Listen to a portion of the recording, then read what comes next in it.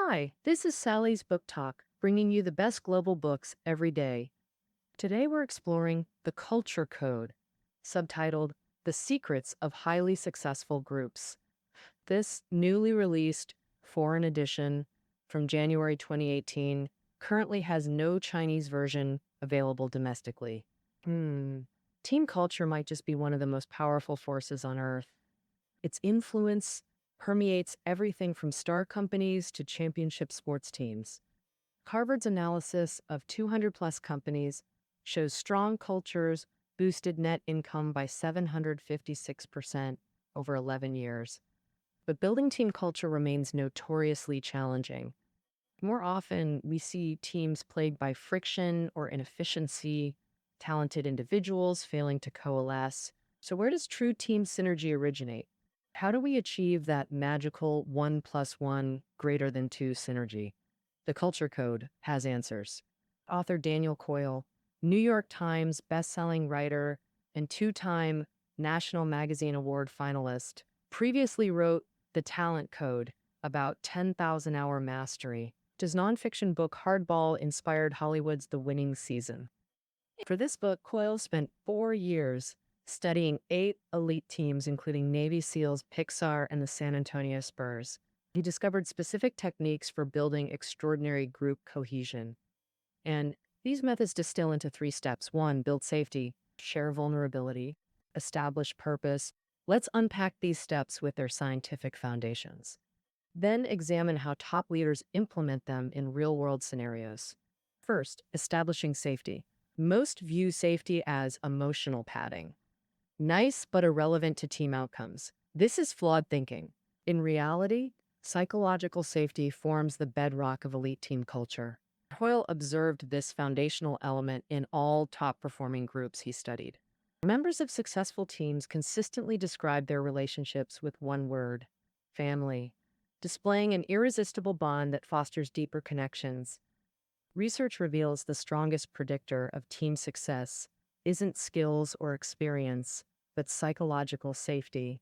Analysis of 46 simulated negotiations showed safety metrics accurately predicted outcomes. Groups with highest perceived safety consistently outperformed, regardless of negotiation content. Why does safety wield such influence? Our evolutionary wiring makes the brain constantly assess environments through survival lens. Upon entering any space, our primal radar activates. Is this safe? Are there hidden threats? This neural vigilance makes us hypersensitive to social cues and relational dynamics. In secure environments, brains shift from defense to connection mode, enabling peak performance. Scientists call these connection-building behaviors belonging cues. When our brains detect these safety signals within groups, they trigger biological confirmation. We're bonded, safe, and share a future, activating relationship-building mechanisms. This manifests through partner-focused attention and proactive collaboration. Safety operates like fire. Belonging cues are the fuel needing constant replenishment. So how do leaders generate these crucial belonging cues? The author identifies key techniques, first being active listening. When members feel heard, organic belonging emerges naturally. Leaders can institutionalize this through structured speaking protocols. Take the USS Benfold's transformation as proof. When Commander Abrashoff took command in 1997, he inherited the Navy's worst-performing crew. After taking command, Abrashoff spent 6 weeks conducting 30-minute one-on-one with all 310 crew members. He asked 3 questions. 1. What do you love most about serving on Benfold? 2. What do you dislike most about serving here? 3. What changes would you make if you were captain? Whenever receiving implementable suggestions, Abrashoff would immediately enact changes and publicly credit the proposer. This dialogue practice became institutionalized throughout his tenure. Within 3 years, Benfold became the Navy's top-performing ship. Second technique, relentless gratitude expression. Studies show doctors' simple thanks doubles patients' generosity toward strangers. Thank you serves as fundamental belonging cue strengthening connections. High-performing teams exchange thanks 300% more frequently than average groups. The San Antonio Spurs, NBA's legendary team, exemplify this through Coach Popovich's rituals.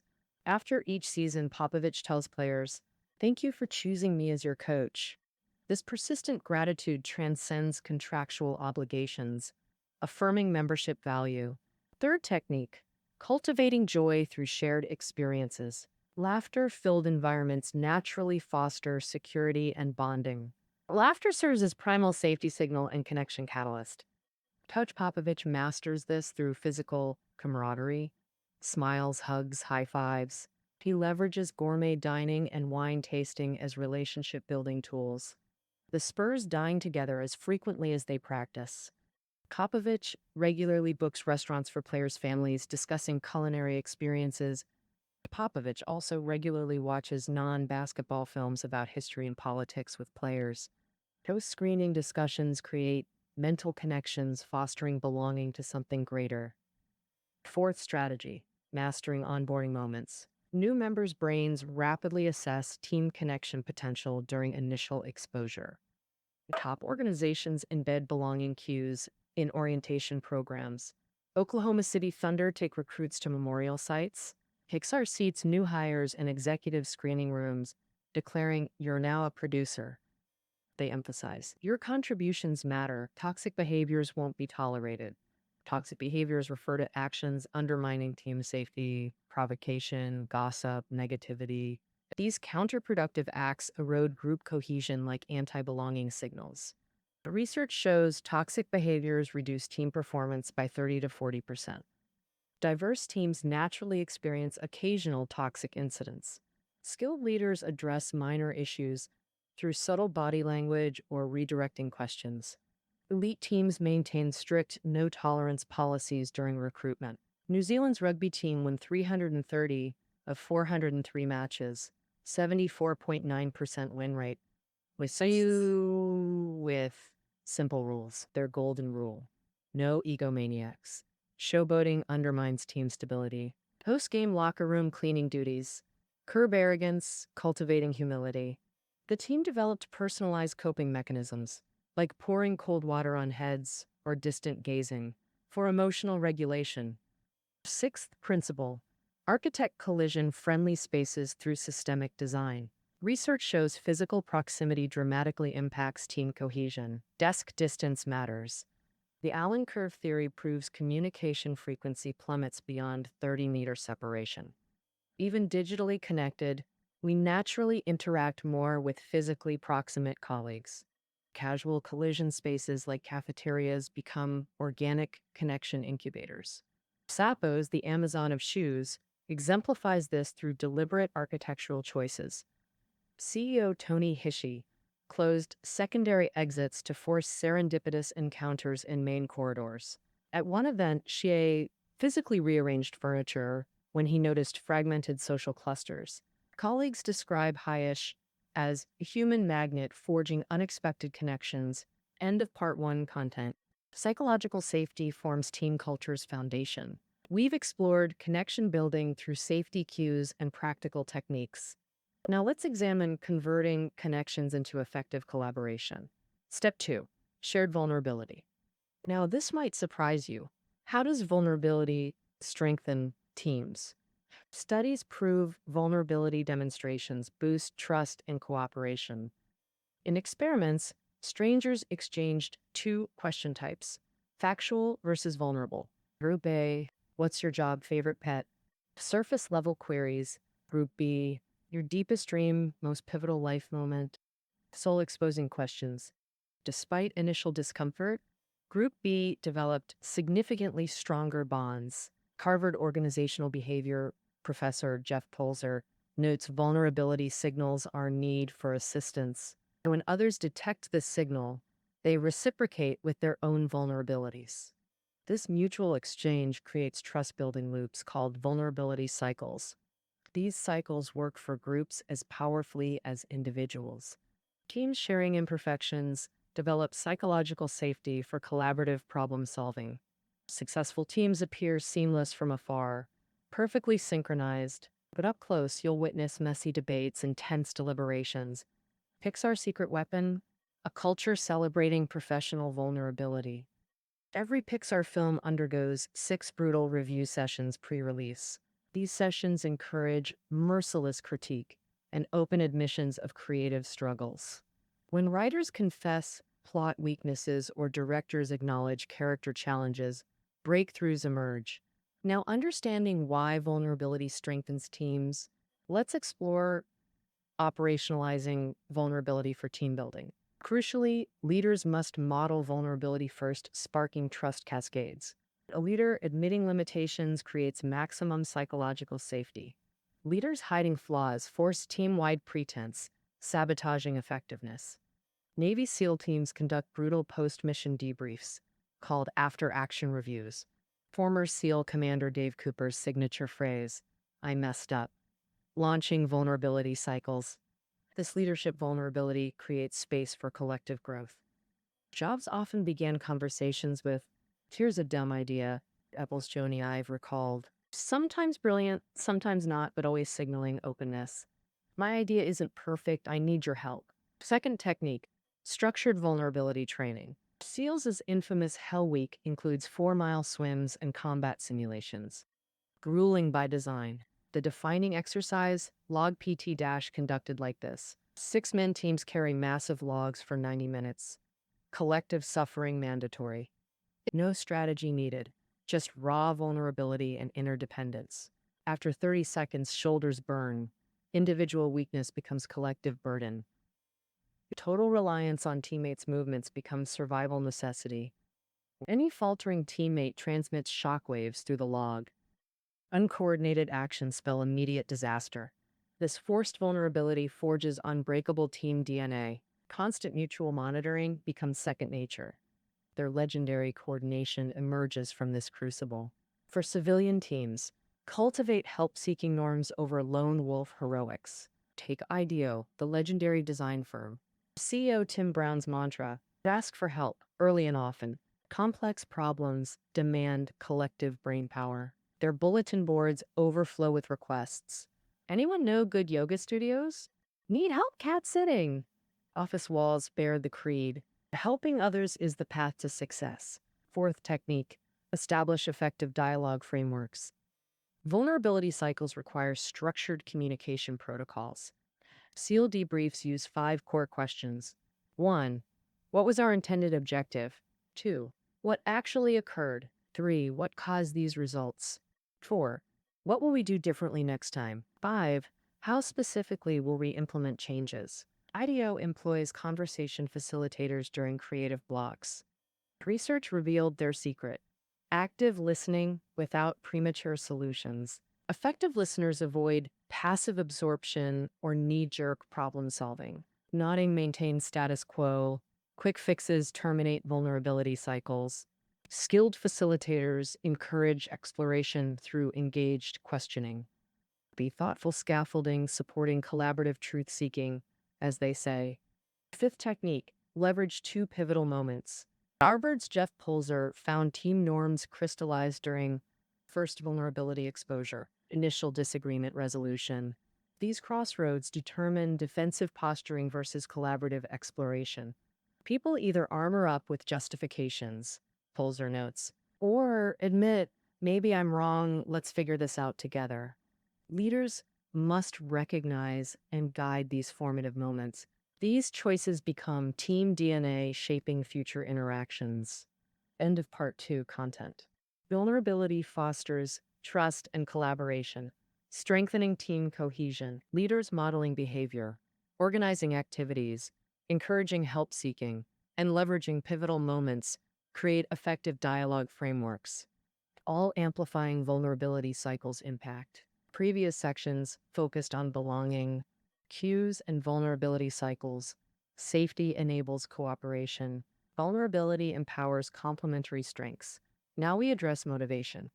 What drives our collective struggle? Where does our team journey lead? This forges team spirits. Third step, establishing purpose. Every team needs aspirational direction, its North Star. Corporate slogans like "World's Best Newspaper" adorn office walls and websites, often dismissed as PR fluff rather than motivational tools. But research proves otherwise. Studies show concrete goal signals in team environments dramatically boost motivation. NYU's Gabrielle Eddingen conducted experiments where participants visualized goals, for example, losing 10 kilograms, then vividly imagined current obstacles like donut cravings. This mental contrasting created cognitive lighthouses. Participants saw their present state and desired future simultaneously. And result? Better diet control and exercise than control groups. Workplaces saturated with goal signals similarly energize teams. Connecting daily efforts to meaningful futures fuels engagement. High performing teams achieve alignment not by coincidence, but through concentrated goal signals guiding collective momentum. How to cultivate such purpose driven environments. First, curate 3 to 5 priority goals. Too many dilute focus. Interestingly, most elite teams prioritize member relationships first. They understand team health precedes external success. Danny Meyer exemplifies this philosophy. His 24/25 restaurants dominated Zagat's rankings for decades. Secret ingredient? Staff radiating genuine warmth like family. Meyer codified 5 priorities. 1. Staff. 2. Guests. 3. Community. 4. Suppliers. 5. Investors. This hierarchy acknowledges internal cohesion enables external excellence. Observe. When a server dropped utensils, colleagues swarmed help without judgment. Second technique. Saturate environments with mantras. Top teams bath workplaces in motivational aphorisms, visual caffeine. Meyer's walls proclaim. To get a hug, give one first. Assume positive intent during conflicts. Observe keenly, act kindly. Though seemingly corny, these function as behavioral compasses. But these concise slogans aren't random downloads. They're meticulously crafted to embody team objectives. They serve dual purposes: directional beacons and behavioral compasses. Myers observe keenly, act kindly, guide staff to anticipate unspoken guest needs. Third technique, deploy meaningful symbols. Symbolic artifacts transmit purpose as effectively as slogans. The spurs, granite boulder, and sledgehammer embody their persistent chiseling philosophy. SEAL headquarters display artifacts like 9/11 steel beams, sacred reminders of purpose. Pixar's campus bursts with life-sized character statues and Oscar trophies radiating creative pride. Fourth technique, align metrics with core purpose. Traditional KPIs often obscure true north. Zappos founder Tony Hsieh scrapped call center efficiency metrics focused on call duration. He instituted emotional connection metrics instead. Hard to quantify, but transformational. Celebrating a 10.5-hour service call became cultural legend, proof of commitment, alignment. Resource allocation must similarly reflect priorities. Pixar invests heavily in experimental shorts, loss leaders nurturing creative culture. But creating short films significantly enhances team capabilities and talent development, perfectly aligning with our long-term goal of producing beloved masterpieces. This concludes part 3, establishing purpose through multiple methods to strengthen shared values and strategic direction. Let's revisit key insights from the Culture Code, Secrets of Highly Successful Groups. Powerful team cohesion isn't mystical. It's built through 3 deliberate steps. Step 1, establish psychological safety. Psychological safety forms the bedrock of elite team culture. It originates from belonging cues, cultivated through intentional techniques and collision-enabling spaces. Step 2, shared vulnerability. Lowering defenses to enable authentic collaboration. Leaders modeling vulnerability, structured exercises, and help-seeking norms amplify trust cycles. Step 3, purpose alignment. Goal signals act as lighthouses guiding unified action. Priority setting, symbolic artifacts, and mantra saturation effectively cement purpose. Resource allocation and metrics must mirror declared priorities. From classrooms to special forces, these principles universally transform groups into elite teams, the ultimate cultural algorithm. Thus concludes our exploration of the Culture Code. We've unpacked its essential wisdom. Key takeaways await below. Until tomorrow.